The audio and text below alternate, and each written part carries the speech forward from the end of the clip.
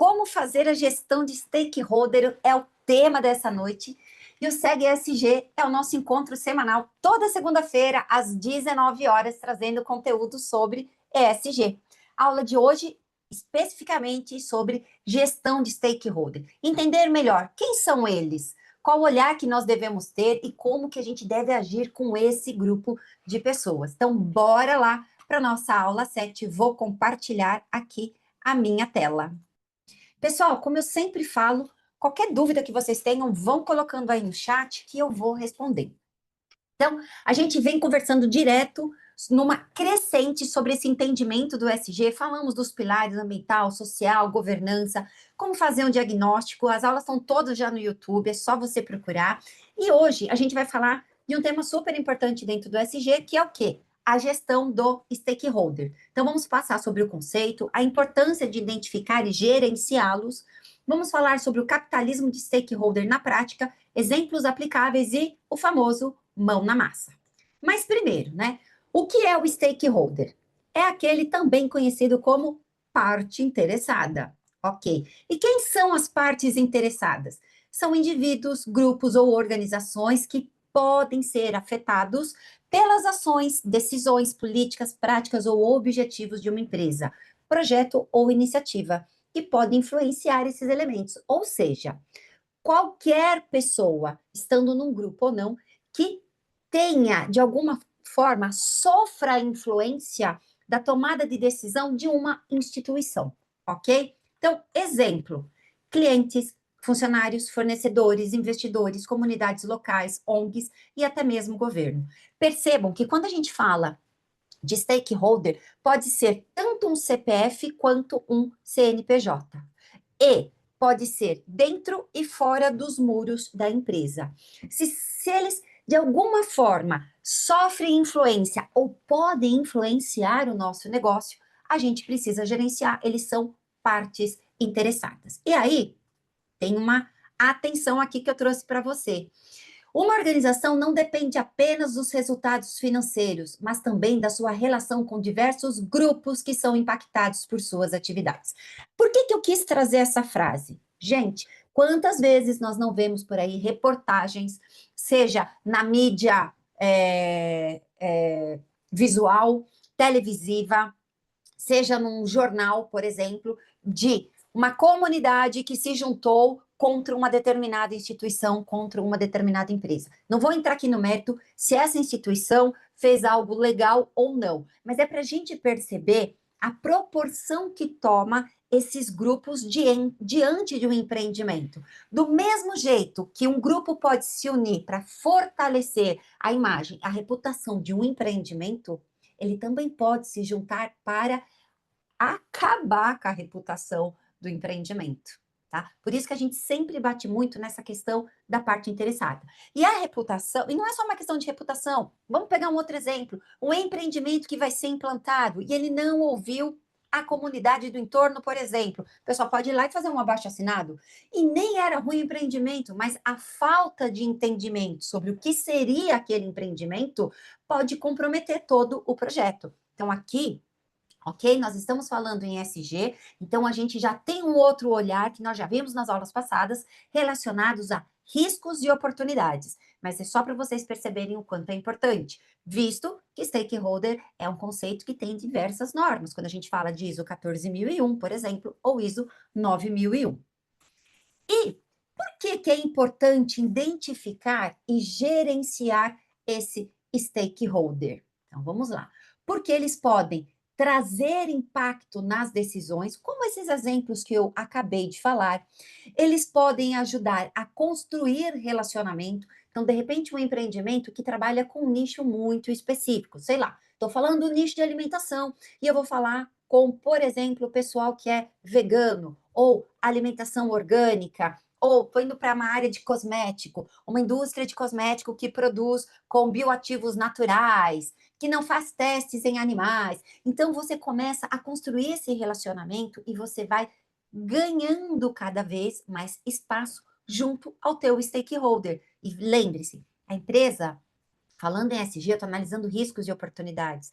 Quantas oportunidades eu abro dentro do empreendimento quando eu tenho um bom relacionamento com o meu stakeholder? Já pensaram nisso? Traz uma sustentabilidade a longo prazo, sustentabilidade financeira, sustentabilidade empresarial. Traz também a redução de riscos, porque se eu estou ouvindo essa parte interessada, que tem influência direta no meu negócio, gente, eu estou reduzindo risco. Eu estou evitando, por exemplo, de um projeto que foi descrito, né? Ir por ralo abaixo, porque esqueceram de falar com o cliente? Porque esqueceram, de repente, de saber qual era a cor que seria mais interessante, qual era o gosto que atraía mais aquele cliente, aquele seu futuro cliente. Então, a gente consegue reduzir riscos. Ou um outro exemplo clássico, trazendo aqui, né, a sardinha para minha brasa, como eu sempre falo, né? Vindo para a área ambiental, eu emito poluentes, ou eu tenho uma chaminé que tem ali uma pluma ao tempo todo emitindo aquela pluma branca, que normalmente é o quê? Vapor d'água e não poluente. Será que eu comuniquei o meu entorno que o que está saindo ali do meu flare, por exemplo, não é poluente? E sim, vapor d'água. E que aquela coloração é por conta da diferença de temperatura? Às vezes não. E a gente gera uma indisposição com a comunidade por falta de comunicação, falta de ouvir o stakeholder e me comunicar com o stakeholder. Com isso, eu crio valor. Por quê? Porque a nossa marca, ela vai criando um desejo maior desse meu stakeholder. E, atenção, né? Pontinhos de atenção. Gerir stakeholders não é sobre agradar a todos, mas sim criar um valor mútuo com intencionalidade. Ok? Por quê? Gente, aquilo que eu sempre falo, nós estamos falando de stakeholders. Então, o que a gente está querendo desenvolver, que a gente está querendo criar? Por exemplo, pensando numa empresa, quero vender mais? Eu quero evitar ter problemas com a comunidade do entorno? Vocês concordam comigo que existe uma intencionalidade? Mas a intencionalidade aqui não é enganar o outro, é conviver em harmonia com o outro. Ou seja, eu tenho a intenção de ouvir a outra parte, ok? E a gente ouve falar muito no seguinte termo por conta disso: capitalismo de stakeholder. Olha, não pode mais ser o tradicional capitalismo de shareholder. O que é o shareholder? É o acionista. O stakeholder é a parte interessada, que também pode ser o acionista. Mas quando eu faço uma gestão pensando em ouvir esta parte interessada, que não é única e exclusivamente o acionista, eu consigo ter uma melhor gestão, principalmente falando em sustentabilidade. E aí eu trouxe aqui 3 exemplos. São os únicos e melhores exemplos? Talvez não, mas eu considero eles bem interessantes, que são pautados em 3 livros muito importantes e uma leitura super agradável e que já fica aqui a dica para vocês. O primeiro é o próprio nome, Capitalismo de Stakeholder, do Klaus Schwab, que traz este conceito lá na década de 70, algo que a gente fala muito hoje, principalmente depois dos anos 2000, mas com mais força ainda depois da pandemia, mas isso já é um conceito antigo. E o que ele traz aqui de conceito, né? Vamos lá. 2 pontos importantes que ele traz aqui no livro: negócios como parte de um ecossistema e o valor sustentável além do lucro imediato. Ninguém está dizendo que não é para ter lucro, mas saber construir este lucro. Então, quando eu falo aqui de negócios como parte de um ecossistema, o que o Klaus traz? Que a empresa ela não é uma ilha, ela existe dentro de uma rede econômica, social e ambiental, e que a governança deve considerar o impacto sistêmico das decisões. Gente, totalmente SG. Estou falando da década de 70, ou seja, eu estou falando de um tripé da sustentabilidade, ambientalmente correto, socialmente justo, economicamente viável, ou seja, a empresa ela não pode olhar só para o seu umbigo, ela tem que entender esse tripé, ela tem que entender aonde ela se encontra e como o mercado está atuando, como o mercado, como o mundo está pensando. E que, a partir daí, ela toma suas decisões, ou seja, a governança. E essa governança, ela tem que considerar quais serão esses impactos, certo? Outra coisa que o Klaus traz, o valor sustentável além do lucro imediato. Então, vamos lá. O foco deve ser aonde? No curto prazo, que gera riscos. E criar valor de longo prazo para todos os stakeholders, fortalecendo assim a resiliência da empresa. Então, pode ser que a gente tenha algum problema de curto prazo? Sim. Mas, se está lá no meu planejamento estratégico, lembra? Gestão de risco e oportunidade? Por mais que eu tenha um problema de curto prazo que precisa ser resolvido, no longo prazo, eu já sei qual é a minha jornada. Eu já sei quais são os meus planos de ação e exatamente o que a empresa pretende. Vou trazer um exemplo aqui para vocês. A Danone. O que a Danone fez? Ela adotou um modelo chamado Enterprise a Mission, lá na França, e formalizando o propósito dela vai além do lucro. Gente, olha o peso disso. Em nenhum momento ela falou que ela não está gerando lucro. Ela nasceu para isso. Toda empresa nasceu para isso. A minha consultoria nasceu para isso e a sua também, com certeza. Mas o que ela coloca? A gente tem um propósito que vai além. Lembra quando eu falo que o ESG, isso tem que estar no propósito estratégico da empresa? Olha aí. Na prática, o que ela fez? Ela envolveu trabalhadores, agricultores, ONGs e consumidores em decisões sobre sustentabilidade na cadeia do leite. Ela escolheu ali uma área para atuar, a parte do leite, dos lácteos. E quem que ela foi ouvir? E envolver no processo? As suas partes interessadas. Então, ela identificou, trouxe eles para perto deles, certo? Então, o que ela fez? Ela criou aqui um comitê de stakeholders para avaliar o impacto das decisões estratégicas, fortalecendo a confiança e o valor social da marca. Lembra quando eu comentei há 2 aulas atrás sobre licença social? Foi exatamente isso que ela fez. Ela trabalhou a licença social da marca. Um outro livro bastante interessante é esse daqui, Impacto Positivo, do Paul Polman e o Andrew Winston. Vamos lá. O que eles trazem, né? Alguns pontos interessantes, e de novo, fica aqui a dica de leitura para vocês. Gerar mais valor do que impacto. A gente sabe que toda empresa traz um impacto, mas como seria gerar mais valor do que impacto? E coragem para influenciar além dos muros da empresa. Lembra como nós falamos lá, acho que foi na nossa primeira aula, se não me falha a memória, sobre graus de maturidade de uma empresa em ESG? E o último grau, considerando a PR 2030, o transformador, é isso daqui, ó. É ela ir além dos muros, influenciando outras empresas, influenciando pessoas. Então, ele coloca aqui que o gerar mais valor do que impacto é a lógica do que ele chama de net positivo, que exige que a empresa devolva mais à sociedade e ao planeta do que ela retira, seja por meio de suas operações, cadeia de valor ou influência política. Ou seja, trazer impacto socioeconômico, socioambiental positivo. De repente, a empresa pode criar, pode desenvolver um projeto educacional. Por exemplo, ela está devolvendo para a sociedade mais do que ela está retirando. Isso é super legal. E a coragem para influenciar além dos muros da empresa, né? Então, a empresa Net Positive, eles se posicionam em temas sociais e ambientais, pressionando políticas públicas, mudando cadeias de suprimento e influenciando outras organizações. E a gente vê muitos exemplos assim no mundo, inclusive sistemas, ou melhor, empresas que são certificadas pelo sistema B, as B Corps, têm muito disso no seu DNA. Inclusive, elas colocam isso no seu contrato social. Olha só o avanço que é.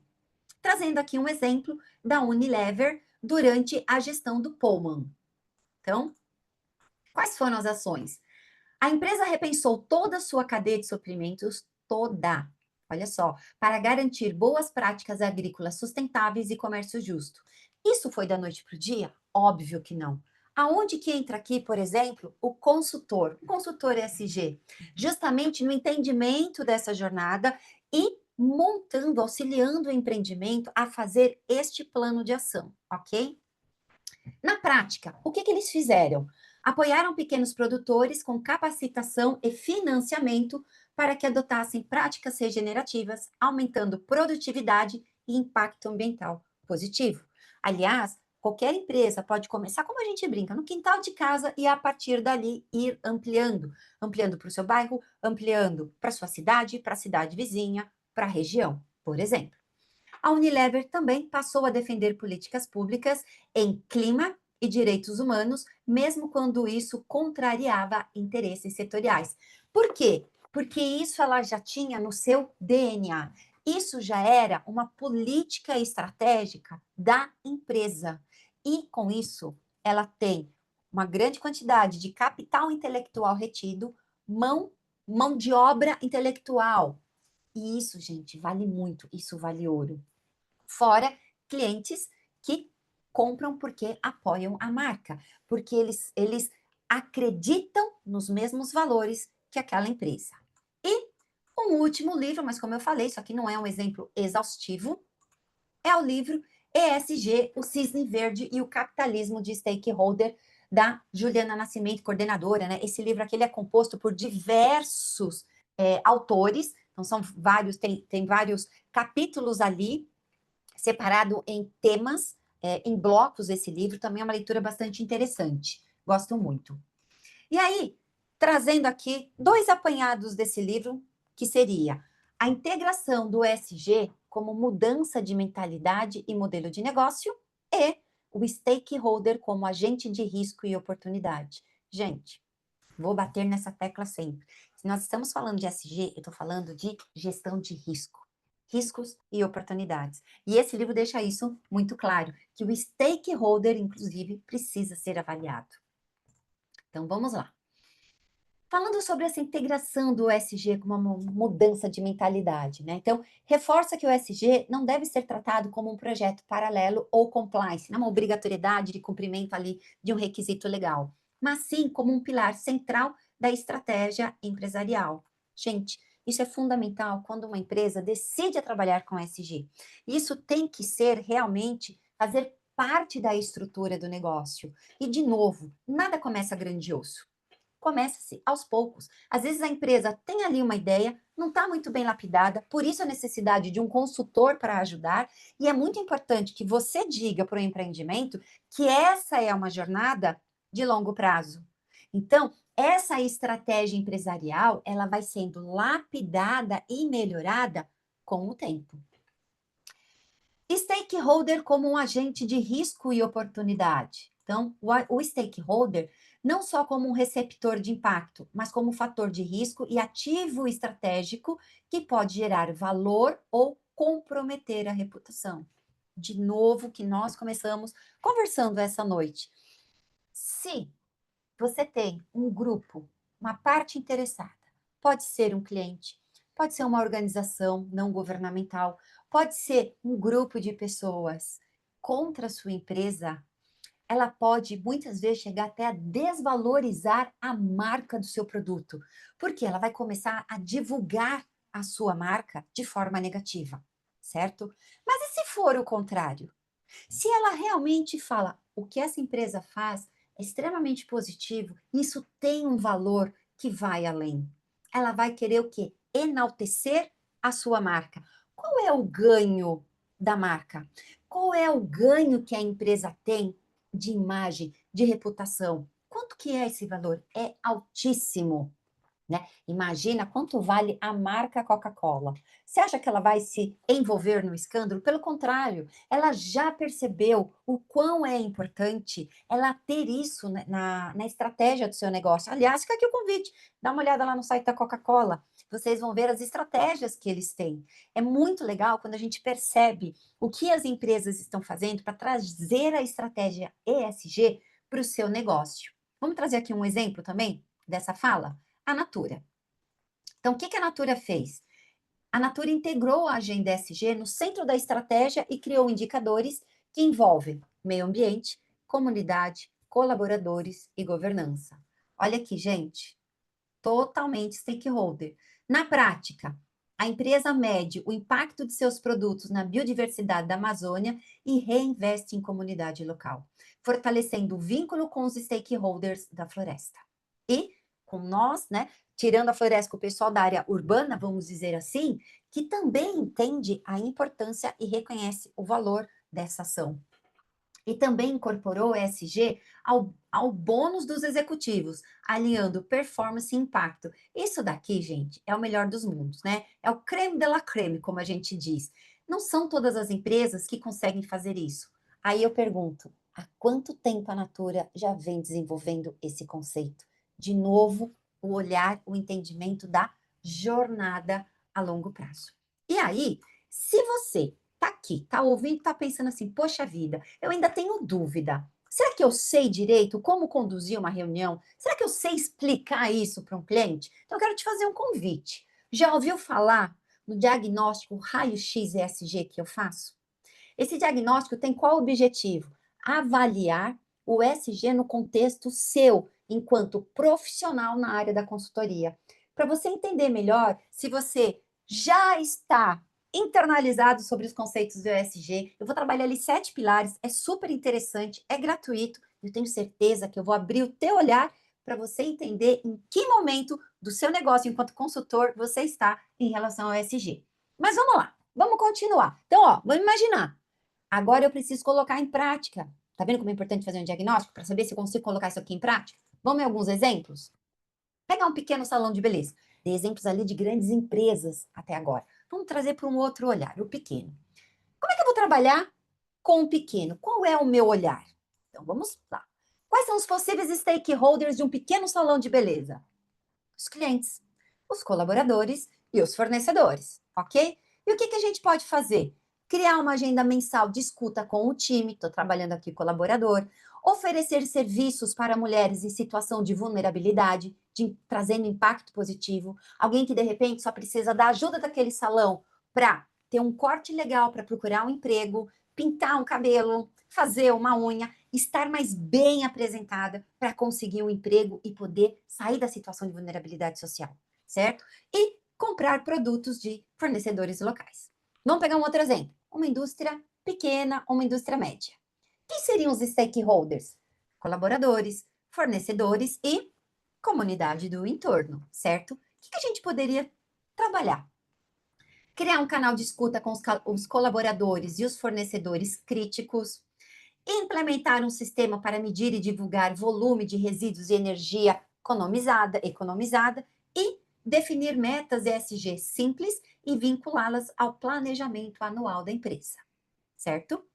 Outro exemplo, digamos que a gente está trabalhando com uma startup ou um e-commerce, mundo digital, certo? Quem seriam os nossos stakeholders neste caso? Clientes, pessoal do TI, pessoal de logística, pessoal da área de marketing, ok? Que ações que eventualmente, e gente, isso aqui eu estou falando de uma forma geral, tá? A gente vai fazer um diagnóstico antes de implementar ações, tá? A gente propõe ações que foram estrategicamente pensadas em função do nosso diagnóstico, que vimos na aula passada. Olha aqui, a gente pode criar um FAQ ético sobre o uso de dados dos clientes e LGPD, selecionar parceiros logísticos com baixa emissão e transparência nas entregas e ouvir clientes e adaptar produtos com base em feedbacks reais coletados no pós-compra, por exemplo. Tá ok até aqui? Tá todo mundo entendendo? Qualquer dúvida, vão colocando aqui no chat, hein, que a gente vai respondendo. E para finalizar aqui a aula, eu queria trazer um pouquinho de mão na massa também, né? Trouxemos alguma ideia, mas como é que eu vou fazer melhor a gestão desses stakeholders, certo? E ó, antes de sair, não esquece de preencher o nosso NPS para que as nossas aulas fiquem cada vez melhor. E para todos vocês que preenchem o NPS, eu sempre envio o mapa mental dessa aula, hein? Então vamos lá. Primeiro, um exemplo, como é que eu vou fazer a gestão do stakeholder? Vou fazer um mapa do stakeholder. Ah, ok. E como é que eu faço esse mapa? Vamos lá. Mapeie quem são os seus stakeholders. E, gente, quando falamos em mapear, não é fazer de forma genérica. A gente pode desenvolver uma matriz de influência e interesse. Por quê? Dentro de todos aqueles stakeholders que nós já selecionamos, que nós identificamos, sempre vai ter um que vai ter maior influência no empreendimento e maior interesse. Outro, dê nome e contexto aos stakeholders, porque senão todo mundo vira fornecedor, cliente. Será que a gente não consegue esmiuçar e detalhar um pouco melhor quem são eles? Então, evite termos genéricos como fornecedor ou comunidade. Use, por exemplo, fornecedor de embalagens recicláveis, fornecedor de produtos químicos, fornecedor de óleo, fornecedor de destinação de resíduos, por exemplo, tá? Posso trabalhar cliente, vou trabalhar estrategicamente uma linha de produtos. Então, a empresa tem diversas linhas de produtos. Posso lá cliente da linha A, cliente da linha B. Posso separar, de repente, por clientes masculinos e femininos, faixa etária, enfim, a gente precisa analisar caso a caso. Escute e registre. Faça, por exemplo, o que a gente chama de um diário de stakeholder ou uma planilha de percepção. Por quê? Porque você precisa gerar indicadores, você precisa ter métricas para você saber qual é a informação que você precisa trabalhar primeiramente. E haja com intencionalidade. Ou seja, escolha pelo menos uma ação concreta para cada grupo de stakeholder mapeado. Você não vai fazer isso e deixar guardado. Você não gastou tempo, energia, conhecimento à toa. Até porque a gente já viu a importância que é o stakeholder para o negócio. Então, crie todo esse contexto. Isso é extremamente importante. Ok? Conseguimos, então, essa noite ter um entendimento de como fazer a gestão do stakeholder e entender por que é importante. A gente tem aqui todo o nosso mapa mental. Então, para você que esteve hoje comigo, muito obrigado. Fica aqui o convite novamente de vir fazer o diagnóstico raio-x e não se esqueça, toda segunda-feira, 19 horas, a gente tem horário marcado. Segue SG para você sair do papel, ir para a prática e fazer sucesso enquanto consultor. Te encontro na próxima aula. Boa noite, pessoal.